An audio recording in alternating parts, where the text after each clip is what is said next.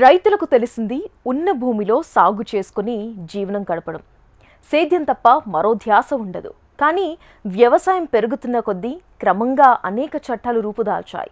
100లకు పైగా చట్టాలున్నాయి.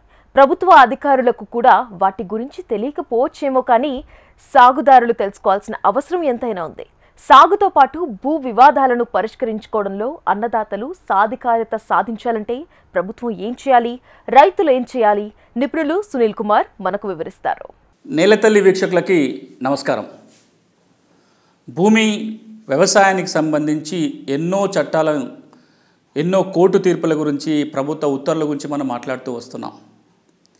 ఇన్ని చట్టాలు ఉన్నాయా అనే ఒక ఆశ్చర్యం వేస్తూ ఉంటుంది భూమి వ్యవసాయానికి సంబంధించి. ఒకప్పుడు రైతుకి భూమి ఉంటే స్వయంగా సాగు చేసుకోవటం, ఉన్న భూమి సరిపోకపోతేనో, అసలు భూమి లేకపోతే ఎవరి దగ్గర నుంచో కౌలుకో పాలుకో తీసుకొని భూమిలో పంట పండించుకున్నాము, కొంత ఉంచి మిగతాది మార్కెట్లో అమ్ముకొని 4 రూపాయలు డబ్బులు వచ్చేలాగా చూసుకోవటం, ఇంతవరకే తెలుసు రైతుకి. ఒకప్పుడు వ్యవసాయము అంటే అదొక జీవన విధానం, అదొక కమర్షియల్ యాక్టివిటీ కాదు. కానీ ఈ రోజున అది కేవలం జీవన విధానం మాత్రమే కాదు, వ్యవసాయం కూడా ఇతర కమర్షియల్ యాక్టివిటీ లాగా ఇదొక వ్యాపారం. వ్యవసాయం కూడా వ్యాపారీకరణ జరిగింది. ఎప్పుడైతే ఏదైనా వ్యాపారీకరణ జరుగుతుందో చట్టం పాత్ర పెరుగుతూ వస్తూ ఉంటుంది. అదే వ్యవసాయానికి సంబంధించి కూడా జరిగింది. భూమి వ్యవసాయానికి సంబంధించి ఎంత లేదన్నా ఏ రాష్ట్రం తీసుకున్నా 200 పైచిలుకు చట్టాలు అమల్లో ఉన్నాయి. తెలంగాణ, ఆంధ్రప్రదేశ్ 2 రాష్ట్రాల్లో కూడా, తెలంగాణలో ఒక 200 చట్టాలు, ఆంధ్రప్రదేశ్లో దాదాపుగా 220, 230 చట్టాలు ఉన్నాయి. కేవలం భూమి వ్యవసాయానికి సంబంధించిన చట్టాలే. ఇన్ని చట్టాలపై వ్యవసాయ శాఖకు కానీ, లేదా రెవెన్యూ డిపార్ట్మెంట్కి కానీ, ఎవరైతే రైతుల కోసం పనిచేసే ఇతర వ్యక్తులకు కానీ, ఆ వ్యక్తులకి, సంస్థలకే పూర్తిగా అవగాహన లేనన్ని చట్టాలు ఉన్నాయి. ఇక రైతు పరిస్థితి మనం అర్థం చేసుకోవచ్చు. నిన్న మొన్నటిదాకా చట్టం తెలియకపోయినా చెల్లింది, కానీ ఈ రోజులలో చట్టం తెలియాలి. చట్టం తెలియటం మాత్రమే కాదు, ఆ చట్టాన్ని వినియోగించుకోగలిగినప్పుడు మాత్రమే మనం సమస్యలు రాకుండా, సమస్యలు వస్తే బయటపడటానికి అవకాశం ఉంది. కానీ దురదృష్టవశాత్తు రైతులకి చట్టాన్ని అంతగా చెప్పే ప్రయత్నం కావచ్చు, లేదా రైతుకి చట్టంతో అవసరం ఏర్పడినప్పుడు కావలసిన సహాయ సహకారాలు అందించడానికి ప్రత్యేకంగా ఎలాంటి ప్రయత్నాలు జరగలేదనే చెప్పొచ్చు. ఈ నేపథ్యంలో పక్కనున్న ఇతర దేశాలు తీసుకున్నట్లయితే, అక్కడ దాకెందుకు, అభివృద్ధి చెందిన అమెరికా లాంటి దేశంలో, అక్కడ ఆ దేశంలో ఉన్న జనాభాలో కేవలం 2% జనాభా మాత్రమే వ్యవసాయంపై ఆధారపడి ఉన్న జనాభా. అక్కడ భారతదేశంలో 65% జనాభా ఇప్పటికీ కూడా వ్యవసాయ ఆధారితంగానే జీవనం గడుపుతుంది. ఇలాంటి దేశంలో ఈ పరిస్థితి ఈ విధంగా ఉంటే, అమెరికా లాంటి దేశంలో వ్యవసాయ చట్టాలపై ప్రత్యేకమైన అధ్యయన కేంద్రాన్ని నెలకొల్పింది అక్కడి ప్రభుత్వం. రైతులకి చట్టాలపై ఎప్పటికప్పుడు అవగాహన కల్పించడానికి కొన్ని సంస్థలు పనిచేస్తున్నాయి. వ్యవసాయ చట్టాలపై లాయర్లను తయారు చేయడం కోసం ప్రత్యేకమైన కోర్సులను కూడా అక్కడ ప్రారంభం చేయడం జరిగింది. లాయర్లకి వ్యవసాయ చట్టాలపై ప్రత్యేకమైన మాస్టర్ కోర్సులు కూడా అమెరికా లాంటి దేశంలో ఉన్నాయి. అంతేకాకుండా వ్యవసాయ సంబంధిత చట్టాలని అధ్యయనం చేయటం కోసం కేంద్రం ఏర్పాటు చేయడంతో పాటుగా వ్యవసాయ చట్టాల లైబ్రరీ ఏర్పాటు జరిగింది అమెరికా దేశంలో. అంటే అమెరికాలో వ్యవసాయానికి సంబంధించి ఏ చట్టం కావాలన్నా, ఏ ప్రభుత్వ ఉత్తర్వుల కాపీనో, ఏ కోర్టు తీర్పు కావాలన్నా ఒకచోట రెడీగా అందుబాటులో ఉన్నాయి. ఏ రైతుకో, రైతు తరపున పనిచేసే లాయర్లకు ఎవరికైనా సమాచారం కావాల్సి వస్తే దాన్ని పొందడానికి అవకాశం ఏర్పడింది. మరి మన దేశంలో ఆ మేరకు ఎలాంటి ప్రయత్నాలు కూడా ఈ మధ్యకాలం వరకు కనిపించలే. ఇప్పుడిప్పుడే అక్కడక్కడ వ్యవసాయ చట్టాల గురించి ప్రస్తావన కావచ్చు, లేకపోతే ఏదన్నా కోర్సులు పెట్టడానికి ప్రయత్నాలు జరుగుతున్నాయి. కానీ ఆశించిన మేరకు ప్రగతి లేదు. ఈ నేపథ్యంలో ఒక అంశాన్ని మనం అర్థం చేసుకోవాల్సింది ఏంటంటే, రైతుకు చట్టం తెలియాలి, రైతు చట్టాన్ని వినియోగించుకోగలగాలి. అదేవిధంగా ప్రభుత్వం రైతుల చట్టాలపై ప్రత్యేక దృష్టి పెట్టాల్సిన అవసరం ఎంతైనా ఉంది. దుక్కి దున్ని, విత్తనం నాటి, పంట పండించి వాటిని గిట్టుబాటు ధరకు అమ్ముకున్నామా లేదా, ఇక్కడి వరకే రైతులు ఆలోచిస్తున్నారు. అయితే సాగుతో పాటు సాగు భూమిపై వచ్చే సమస్యలపై కూడా ఖచ్చితంగా అవగాహన కావాలంటున్నారు నిపుణులు. భూ సమస్యలు దరికి రాకుండా 2 కీలక అంశాలు గుర్తుపెట్టుకోవాలంటున్నారు. మరి అవేంటో తెలుసుకుందాం. ఈ రోజున ప్రత్యేకంగా రైతుకి చుట్టం కావాలి అంటే వ్యవసాయంలో వస్తున్న అన్నిటిని వినియోగించుకుంటూ రైతు లబ్ధి పొందాలంటే ఇంకేం జరగాలి, ప్రభుత్వం వైపు నుంచి ఇంకెలాంటి ప్రయత్నాలు జరగాలి, రైతులు ఇంకేం చేస్తే బాగుంటుంది అనేది ఈ రోజున చర్చించుకోబోతున్నాం. మనం ముందుగా రైతు కోణం నుంచి ఆలోచిద్దాం. ఆ తర్వాత కేంద్ర రాష్ట్ర ప్రభుత్వాలు ఏం చేయాలి, లీగల్ సర్వీస్ అథారిటీలు కానీ ఇతర సంస్థలు సంఘాలు కానీ రైతుల కోసం పనిచేసే వాళ్ళు కానీ ఈ రైతు చట్టాల అంశంలో ఇంకేం చేస్తే బాగుంటుంది అనేది మనం ఈ రోజున ప్రస్తావన చేసుకుందాం. రైతు విషయానికి వచ్చినట్లయితే ఒక అంశాన్ని మనం అందరం అర్థం చేసుకోవాలి. నేను కూడా రైతు కుటుంబం నుంచి వచ్చిన వాడిగా చెప్తున్నాను ఈ మాట. ఎప్పుడు కూడా చట్టాల మీద ధ్యాస ఎప్పుడు రైతుకు లేదు. ఏదైనా సమస్య వస్తే కోర్టుకు వెళ్ళాలో, కన్జ్యూమర్ ఫోరంకి వెళ్ళాలో, ఇంకెక్కడో కేసు వేసి ఆ నష్టంని పూడ్చుకునే ప్రయత్నాలు కూడా రైతులు పెద్దగా చేసిన దాఖలాలు కనపడట్లేదు. కానీ ఈ రోజున అలా ఉంటే రైతుకు మేలు జరగదు. ఒకప్పుడు నాకు అరక దున్నటం వచ్చిందా, భూమి ఉందా, పంట పండించానా, అమ్ముకొని వచ్చానా, అంతవరకే ఆలోచన చేశాం. కానీ అంతకుమించి ఆలోచన చేయలే. దున్నుకుంటున్న భూమికి కాగితాలు ఉన్నాయా లేదా అనే పట్టింపులు కూడా లేని దశలో ఇప్పుడు కొద్దిగా మార్పులు వస్తున్నాయి. ఈ రోజున రైతులందరూ గుర్తుపెట్టుకోవాల్సిన 2 కీలక అంశాలు: భూమి ఉంటే సరిపోదు, దానికి కావాల్సిన కాగితాలు రికార్డులన్నీ మన దగ్గర ఉండాలి. వ్యవసాయం చేస్తే సరిపోదు, ఆ వ్యవసాయానికి సంబంధించిన మెలకువలు మాత్రమే తెలుసుకుంటే సరిపోదు, వ్యవసాయ రంగానికి సంబంధించిన చట్టాలు నియమాలు కూడా తెలుసుకొని ఉండాలి. ఈ రెండిటిని రైతులు ఎప్పుడైతే అవగాహన చేసుకుంటారో, ఎప్పుడైతే అర్థం చేసుకుంటారో, ఎప్పుడైతే చట్టాన్ని వినియోగించుకొని లబ్ధి పొందడానికి ప్రయత్నం చేస్తారో చాలా మేలు జరుగుతాయి. చిక్కుల్లో పడకుండా ఉంటారు, ఆదాయానికి గండి పడకుండా ఉంటుంది. 4 రూపాయల ఆదాయాన్ని పెంచుకోవడానికి కూడా చట్టాన్ని వినియోగించుకోవడం దోహదం చేస్తుంది.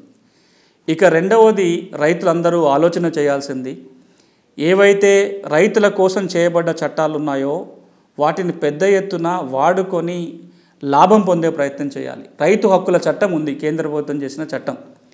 రైతులు వాడుకునే విత్తనాల రకాలు కావచ్చు, రైతులు కనిపెట్టిన విత్తన రకాలు కావచ్చు, రిజిస్టర్ చేసుకునే అవకాశం ఉంది. దాని నుంచి వచ్చిన లాభాలు కూడా రైతులకు వచ్చే అవకాశం ఉంది. కానీ రైతులు అవి కొత్తగా విత్తనాలను రిజిస్టర్ చేసుకునే సందర్భాలు మనకు కనపడవు. విత్తనాల వల్ల నష్టపోతే కన్జ్యూమర్ ఫోరంకో కోర్టుకో వెళ్ళి నష్టపరిహారం తెచ్చుకోవడానికి చట్టం అవకాశం కల్పిస్తుంది. విత్తనాల వల్ల నష్టం జరిగినప్పుడు కాసేపు బాధపడటమో, ఓ రోజు రోడ్డు మీదకి రావటం చూస్తున్నాం తప్ప చట్టాన్ని వినియోగించుకొని తగిన నష్టపరిహారం పొందే దాఖలాలు మనం చూడట్లా.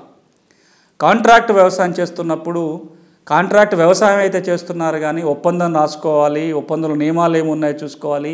ఒప్పంద ఉల్లంఘన జరిగితే మనము ఆర్డీఓ దగ్గరకో మార్కెట్ కమిటీకో పోయి దానికి నష్టపరిహారం పొందొచ్చు అనే అలాంటి అవకాశాలు ఉన్నాయనే విషయాన్ని కూడా మనం పట్టించుకోవట్లా. సో మొత్తంగా నా సలహా సూచన రైతాంగానికి, రైతు బిడ్డగా చెప్పేది ఏంటంటే, చట్టాలను తెలుసుకునే ప్రయత్నం చేయండి. మీ హక్కులకి కాగితాలను ఆధారంగా పెట్టుకునే ప్రయత్నం చేయండి. చాలా సమస్యల నుంచి బయటపడడానికి అవకాశం ఉంటుంది. భూ పరిపాలన సక్రమంగా సాగాలంటే ఎప్పటికప్పుడు చట్టాల మీద అధ్యయనం చేస్తూనే రైతులకు చట్టాలను సులభతరం చేయాలంటున్నారు నిపుణులు.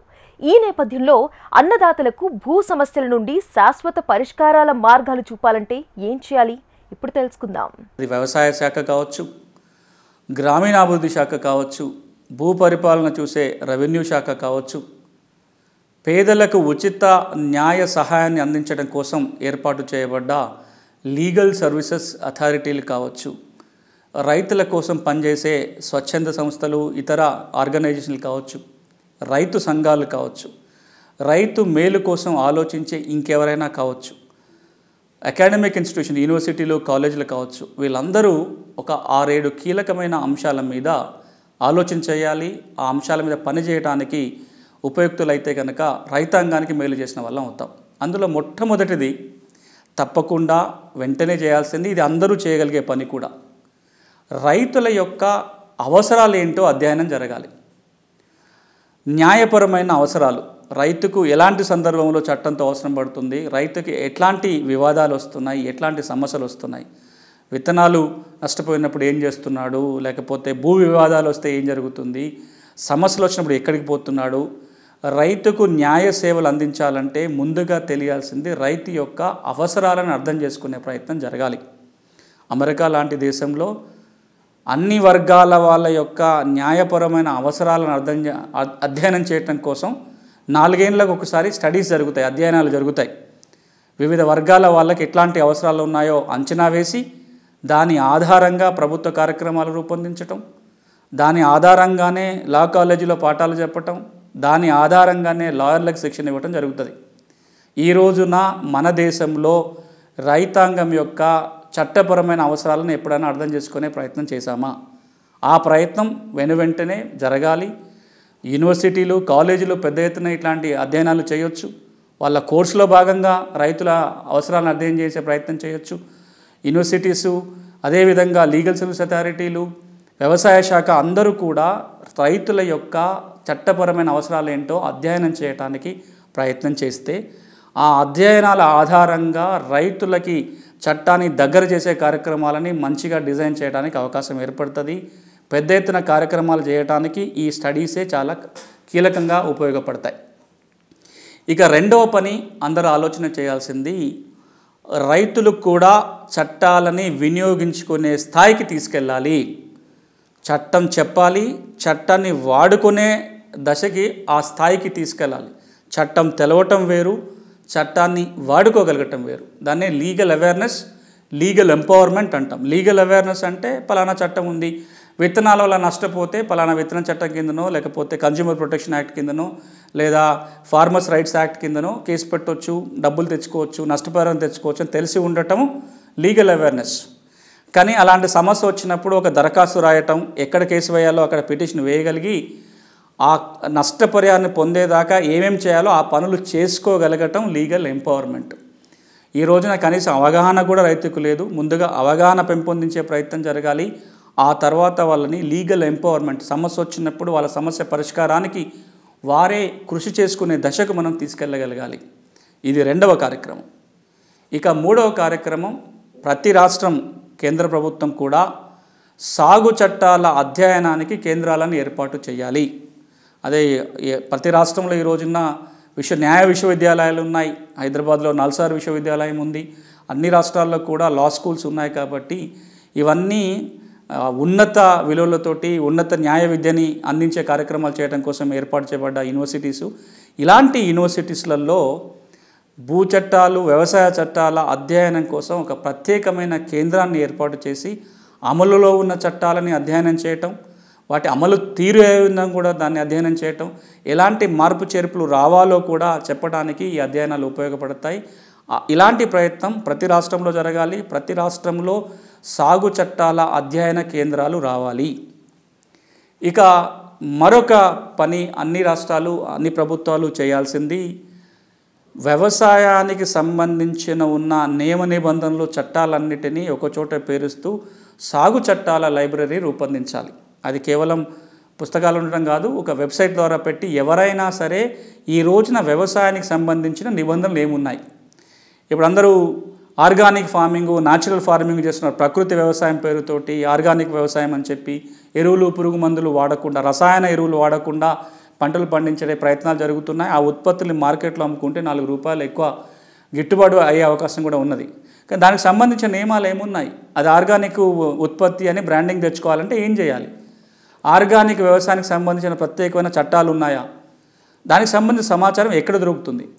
ఈ విధంగా వ్యవసాయానికి సంబంధించిన ఉన్న చట్టాలు, నియమాలు, నిబంధనలు అన్నిటినీ కూడా ఒక లైబ్రరీ రూపొందించి అన్ని భాషలలో, ఏవైతే ప్రతి రాష్ట్రంలో ఆ రాష్ట్రానికి సంబంధించిన అందరికీ అర్థమయ్యే భాషలలో కనుక పెట్టినట్లయితే మరింత మెరుగ్గా రైతులు లాభపడడానికి అవకాశం ఉంటుంది.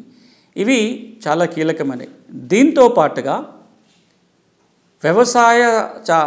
వ్యవసాయానికి సంబంధించి సమస్యలు వచ్చినప్పుడు కోర్టులో వాదించాలన్నా, ఇంకెక్కడైనా రైతుల తరపున నిలబడాలన్నా లాయర్లకు కూడా ఈ చట్టాలపై అవగాహన ఉండాలి. కాబట్టి లా డిగ్రీ దశ నుంచే ఈ 3 ఏళ్ళ 5 ఏళ్ళ లా కోర్సులో అంతర్భాగంగానే వ్యవసాయ చట్టాలపై ఒక ప్రత్యేక సబ్జెక్ట్ని కూడా ప్రవేశపెట్టాలి. ఎందుకంటే రేపు పొద్దున లాయర్లకి వీటి మీద అవగాహన ఉంటేనే రైతు తరపున వాదించగలుగుతాడు. ఈ రోజున అలాంటి కోర్సులేవి లా కాలేజీలో లేవు. ఇప్పటికైనా దీని మీద ప్రత్యేకమైన ఒక సబ్జెక్టుని 5 ఏళ్ల లా కోర్సు 3 ఏళ్ల లా కోర్సులో భాగంగా చేర్చడం, వీలైతే ప్రత్యేకమైన మాస్టర్ కోర్సులు కానీ డిప్లొమా కోర్సులు కానీ సర్టిఫికేట్ కోర్సులు కానీ ఏర్పాటు చేసే ప్రయత్నం చేస్తే రైతుల తరపున నిలబడే స్కిల్స్ ఉన్న లాయర్లని మనం తయారు చేసుకోగలుగుతాం. వారు రైతులకి ఏమైనా కష్టం వచ్చినా నష్టం వచ్చినా వారి తరపున ఆదుకోవటానికి కొంత నాలెడ్జ్ కలిగి ఉన్న లాయర్లు తయారవుతారు. ఇక కేవలం మనం ఇలా లాయర్లను తయారు చేసుకుంటే మాత్రమే సరిపోదు. రైతుల తరపున ఒక పెద్ద పారాలీగల్ వ్యవస్థను కూడా మనం ఏర్పాటు చేసుకోవాలి. డిగ్రీ చదువుకున్న వాళ్ళని, ఇంటర్మీడియట్ చదువుకున్న వాళ్ళని కూడా లా డిగ్రీతో అవసరం లేకుండానే వ్యవసాయ చట్టాలపై కొద్దిగా మనము శిక్షణ ఇచ్చినట్లయితే రైతుకి అవసరం పడినప్పుడు వీరు వారి తరపున పనిచేయడానికి అవకాశం ఉంటుంది. అలాంటి ప్రయోగం ఉమ్మడి ఆంధ్రప్రదేశ్ రాష్ట్రంలో భూమి సమస్యలకు సంబంధించి జరిగింది. రైతులకు గనక భూ సమస్యలు ఉంటే ఆ భూ సమస్యలకి సహాయ సహకారాలు ఉచితంగా అందించడం కోసం గ్రామీణాభివృద్ధి శాఖ తరపున పారాలీగల్ వ్యవస్థ పనిచేసింది. అలాంటి పారాలీగల్నే రైతు పారాలీగల్గా మనం తయారు చేసుకోవాలి. మండలానికి ఒక పారాలీగల్ని మనం ఏర్పాటు చేసుకున్నా సరే రైతులకు ఎంతో ఉపయుక్తంగా ఉంటుంది. దాంతోపాటుగా ప్రతి గ్రామంలో మనం ఒక సాగు న్యాయ నేస్తాన్ని తయారు చేసుకోవాలి. ఉన్న రైతుల నుంచే కొంత చదువుకున్న పరిజ్ఞానం ఉండి చదవగలిగి రాయగలిగి కొంత మాట్లాడగలిగే స్కిల్స్ ఉన్న రైతుని తీసుకొని వాళ్ళకి ఆ రైతుకి కనుక ఊరికొక రైతుకి కనుక ఇప్పుడు మనం చెప్పినట్టుగా సాగు చట్టాలపై కొంత తర్ఫీదు ఇచ్చినట్లయితే వారు మిగతా రైతులకు సహాయకారిగా ఉంటారు. ఈ సాగు న్యాయ నేస్తం గ్రామంలో మండలానికి ఒక పారాలీగలు, జిల్లాలో కొద్దిమంది లాయర్లని సాగు చట్టాల మీద శిక్షణ ఇచ్చిన లాయర్లని మనం తయారు చేసుకోగలిగితే రాబోయే రోజుల్లో రైతుకు చట్టంతో అవసరం ఏర్పడ్డప్పుడు, రైతుకు సాగు సంబంధించిన సమస్యలు వచ్చినప్పుడు వీరందరూ రైతుకు ఆసరాగా నిలబడటానికి అవకాశం ఉంటుంది. భూ చట్టాలపై పూర్తి అవగాహన కాస్త కష్టమే. రైతులకే కాదు, భూ పరిపాలన చేసే వ్యవస్థలోని అధికారులకు సైతం భూ చట్టాల నిర్వహణలో అవగాహన లేకపోతే క్షేత్రస్థాయిలో భూమి సమస్యలు పరిష్కరించలేము. ఈ నేపథ్యంలో సాగు చట్టాలపై ఖచ్చితంగా అవగాహన పెంచాల్సిన అవసరం ఎంతైనా ఉంది. వ్యవసాయ శాఖలో పనిచేసే వాళ్ళందరికీ కూడా ప్రభుత్వం సాగు చట్టాలపై ప్రత్యేకమైన శిక్షణ ఇప్పించాలి. తెలంగాణ, ఆంధ్రప్రదేశ్ ఒక్కొక్క రాష్ట్రంలో 50-60 సాగు చట్టాలు ఉన్నాయి, భూమి చట్టాలు కాక. వ్యవసాయ అధికారులందరికీ కూడా ఈ సాగు చట్టాలపై ప్రాథమిక అవగాహన ఉన్నట్లయితే రైతులకి సహాయం చేయడానికి ఉపయోగపడుతుంది. ఈ రోజున ఎంతమంది వ్యవసాయ అధికారులకి సాగు చట్టాలపై అవగాహన ఉంది అంటే అదొక ప్రశ్న. భూమి చట్టాలపై రెవెన్యూ అధికారులకు ఎంత అవగాహన ఉండాలో సాగు చట్టాలపై వ్యవసాయ శాఖ అధికారులకు కూడా అంత అవగాహన ఉండాలి. అటు రెవెన్యూ శాఖలో పనిచేసే అందరికీ భూమి చట్టాలపై, సాగు చట్టాలపై వ్యవసాయ శాఖ అధికారులందరికీ తర్ఫీదు ఇచ్చే బాధ్యత ప్రభుత్వం తీసుకోవాలి. అన్నిటికంటే కీలకమైనది లీగల్ సర్వీస్ అథారిటీ, న్యాయ సేవా సంస్థ ఏదైతే ఉందో 1987లో చేసిన చట్టం ఆధారంగా 1995లో అమలులోకి వచ్చి జిల్లా స్థాయి, దానికంటే కింద తాలూకా స్థాయి, ఆ తర్వాత జిల్లా స్థాయి, రాష్ట్ర స్థాయి, కేంద్ర స్థాయిలో లీగల్ సర్వీస్ అథారిటీని ఏర్పాటు చేసి పేదలకి, ఎస్సీలకి, ఎస్టీలకి, మహిళలకి ఉచిత న్యాయ సేవలు అందించే కార్యక్రమం జరుగుతుంది. ఈ లీగల్ సర్వీస్ అథారిటీలో అంతర్భాగంగా వ్యవసాయ చట్టాలపై కూడా రైతుల కోసం కూడా ప్రత్యేక కార్యక్రమాలు రూపొందించాలి. అందులో 2 కీలకమైన పనులు కనుక లీగల్ సర్వీస్ అథారిటీ కూడా చేయగలిగితే రైతాంగానికి చాలా పెద్ద మేలు చేసిన వాళ్ళం అవుతాం. ఒకటి, ఇప్పటికే లీగల్ సర్వీస్ అథారిటీ అంతర్భాగంగా పారాలీగల్ వాలంటీర్ల స్కీమ్ నడుస్తుంది, PLVs అంటారు. వివిధ అంశాలపై వాళ్ళకి తర్ఫీదు ఇచ్చి వాళ్ళ ద్వారా పేదలకి, మహిళలకి, హరిజనులకి, గిరిజనులకి సమస్యలు ఉన్నప్పుడు, దళితులకి, వీళ్ళందరికీ సమస్యలు ఉన్నప్పుడు పరిష్కారం చేయడం కోసం పారాలీగల్ వాలంటీర్ వ్యవస్థ పనిచేస్తుంది. ఈ పారాలీగల్ వాలంటీర్లో కొద్దిమందికైనా సాగు చట్టాలపై తర్ఫీదు ఇచ్చినట్లయితే రైతుకు సమస్యలు వచ్చినప్పుడు వీరి సహాయ సహకారాలతోటి రైతు ఆ సమస్య నుంచి బయటపడడానికి అవకాశం ఉంటుంది. ఆ మేరకు Telangana state legal service authority, Andhra Pradesh state legal service authority ఆలోచన చేసి పారాలీగల్ వాలంటీర్లకి ప్రత్యేకమైన తర్ఫీదు సాగు చట్టాలపై ఇప్పించాలి. ఇక రెండవది, లీగల్ సర్వీస్ అథారిటీలు తప్పకుండా చేయాల్సింది, అది రైతులకు ఉపయోగపడుతుంది, విలేజ్ క్లినిక్స్ని పెడుతూ వస్తున్నారు. విలేజ్ క్లినిక్ కార్యక్రమాల పేరుతోటి గ్రామ స్థాయిలో వెళ్ళి లీగల్ సర్వీస్ అథారిటీలు క్లినిక్లను ఏర్పాటు చేసి ఆ క్లినిక్ల ద్వారా ఆ గ్రామస్తులకు ఏమైనా సమస్యలు ఉంటే పరిష్కారానికి ప్రయత్నం జరుగుతుంది. ఏ విధంగానైతే గ్రామ స్థాయిలో క్లినిక్లు పెడుతున్నారో రైతుల కోసం ప్రత్యేకంగా అగ్రిలా క్లినిక్లను ఏర్పాటు చేయాలి. మండలానికి ఒకటో వీలైతే ప్రతి గ్రామములో ఒక అగ్రిలా క్లినిక్ని ఏర్పాటు చేసి ఆ అగ్రిలా క్లినిక్లో ఒక పారాలీగల్ వాలంటీర్ కనీసం ఉండేటట్టుగా చూస్తే భూమికి సంబంధించి వ్యవసాయానికి సంబంధించి విత్తనం వల్ల నష్టం కలిగినప్పుడు, భూ వివాదం ఏర్పడినప్పుడు, పట్టదారు పాస్ పుస్తకంతో సమస్యలు ఉంటేనో, రికార్డులో ఇబ్బందులు వస్తేనో, ఇంకేదైనా సమస్య వచ్చినప్పుడు రైతు ఆ క్లినిక్ వెళ్ళి సహాయం పొందేలాగా ఉంటుంది. అక్కడున్న పారాలీగల్ వాలంటీర్ ఎవరైతే ఉన్నారో రైతుకు సహాయం చేసే విధంగా ఈ పారాలీగల్ వాలంటీర్ వ్యవస్థ సహాయంతో గ్రామాలలో అగ్రిలా క్లినిక్లను ఏర్పాటు చేయాలి. ఆంధ్రప్రదేశ్లో గ్రామ సచివాలయంలోనే ఒక పారాలీగల్ వాలంటీర్ని లీగల్ సర్వీస్ అథారిటీ తరపున నియమించి వారికి సాగు చట్టాల మీద శిక్షణ ఇచ్చినట్లయితే చాలా ఉపయోగపడుతుంది. అదేవిధంగా తెలంగాణ రాష్ట్రంలో రైతు వేదికల ఏర్పాటు జరుగుతుంది. గ్రామాలలో బిల్డింగ్లు వస్తున్నాయి రైతుల కోసం. ఆ బిల్డింగ్లలో, ఆ భవనాలలో పారాలీగల్ వాలంటీర్ని ఒకరు నియమించి లీగల్ సర్వీస్ అథారిటీ తరపున వారి ద్వారా రైతులకు సహాయం చేసే ప్రయత్నం జరిగినట్లయితే రైతుకు ఎంతో మేలు జరుగుతుంది. ఇది లీగల్ సర్వీస్ అథారిటీ ఆలోచించాలి. ఇక మూడో పని లీగల్ సర్వీస్ అథారిటీ చేయగలిగేది, తప్పకుండా ఆ చట్టం కింద అవకాశం ఉండేది కూడా లోక్ అదాలత్ ద్వారా కావచ్చు, లేదా కొన్ని పర్మనెంట్ లోక్ అదాలత్ ఏర్పాటైనాయి. ఈ పర్మనెంట్ లోక్ అదాలత్ ద్వారా కావచ్చు రైతు సమస్యల పరిష్కారానికి ప్రత్యేకమైన దృష్టి పెట్టాలి. అది విత్తనాలకు సంబంధించి కావచ్చు, ఎరువులు పురుగులకు సంబంధించి కావచ్చు, బ్యాంకు రుణాలకు సంబంధించి కావచ్చు, ఇన్సూరెన్స్కి సంబంధించి కావచ్చు, వీటన్నిటికి సంబంధించిన ఏవైతే సమస్యలు ఉన్నాయో రైతాంగ సమస్యలను కూడా లోక్ అదాలత్ ద్వారా, పర్మనెంట్ లోక్ అదాలత్ ద్వారా ఒక ప్రత్యేకమైన దృష్టి పెట్టి పరిష్కరించే ప్రయత్నం కూడా లీగల్ సర్వీస్ అథారిటీ చేస్తే బాగుంటుంది. ఇక చివరిగా ఇంకొక ప్రయత్నం కూడా లీగల్ సర్వీస్ అథారిటీ రైతుల కోసం ప్రత్యేకంగా చేస్తే బాగుంటుందనేది నా ఆలోచన.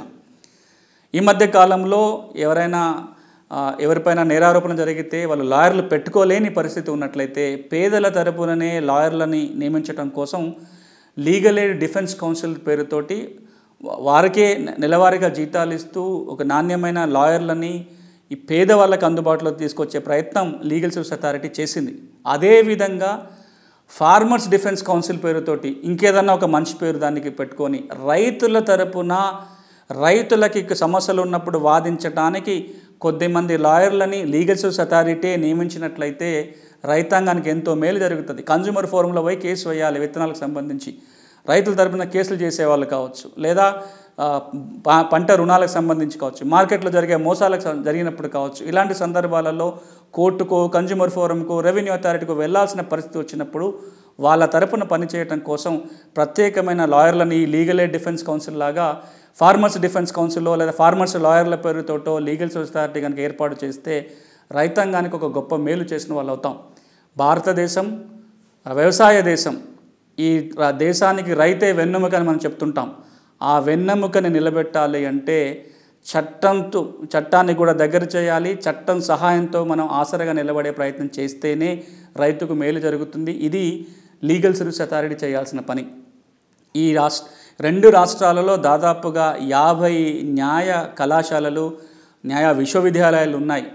ఈ న్యాయ కళాశాలలన్నీ కూడా ఒక్కొక్క లా కాలేజు ఒక్కొక్క గ్రామాన్ని కనుక దత్తత తీసుకొని ఆ గ్రామాలలో అగ్రిలా క్లినిక్లను ఏర్పాటు చేసి ఆ అగ్రిలా క్లినిక్ల ద్వారా రైతాంగానికి మేలు చేసే ప్రయత్నం కనుక ఈ 50 న్యాయ కళాశాలలు చేసినట్లయితే 50 గ్రామాలలో ఉన్న రైతులకి మేలు జరుగుతుంది. అంతేకాదు అక్కడ పనిచేసే విద్యార్థులందరికీ కూడా సమాజంలో ఉన్న సమస్యలు అర్థమవుతాయి. మరి ఈ రోజు ప్రసారమైన కార్యక్రమంతో పాటు భూ చట్టాలు, సమస్యల పరిష్కారం, అలాగే రైతులకు ఉపయోగపడే మరింత సేద్య సమాచారం కోసం HMTV అగ్రి యూట్యూబ్ ఛానల్ని సబ్స్క్రైబ్ చేసుకోండి.